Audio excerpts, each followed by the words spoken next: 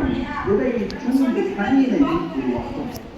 அப்ப 4 பாகங்கள்: புள்ளிவட்டம், அல்லிவட்டம், மகரந்தத்தாள் வட்டம் மற்றும் சூலக வட்டம்.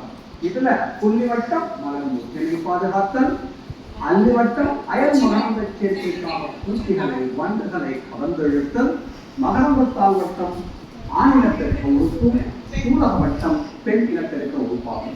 இதுவரை தனியாக இருந்தால் அதை மலர் என்று அழைப்பார்கள். ஆனால் கொண்டையில் தாழம்பும் மயிலே வாழப்பும் பாட்டிலே என்ன பூ காகிதப்பும் தாழம்பூ பூ அல்ல, பூ கூட்டம். பூக்கள் கொத்தாக ஒரு மைய அச்சிலே அமைந்திருந்தால் அதை மஞ்சரி என்று அழைப்பார்கள். அஞ்சலி அஞ்சலி அஞ்சலி அப்படிங்கிற மாதிரி மஞ்சரி மஞ்சரி மஞ்சரி.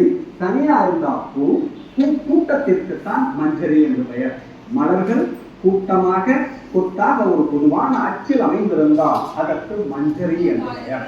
அந்த மஞ்சரியின் மைய போல எண்ணற்ற மலர்கள் அமைந்திருக்கும். நீங்க பாருங்க, 1 2 3 4 5 6 7 8 நிறைய பூக்கள் இணைந்து இருந்தால் அதற்கு மஞ்சரி என்று பெயர்.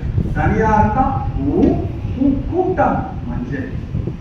Thank you, students. Thank you.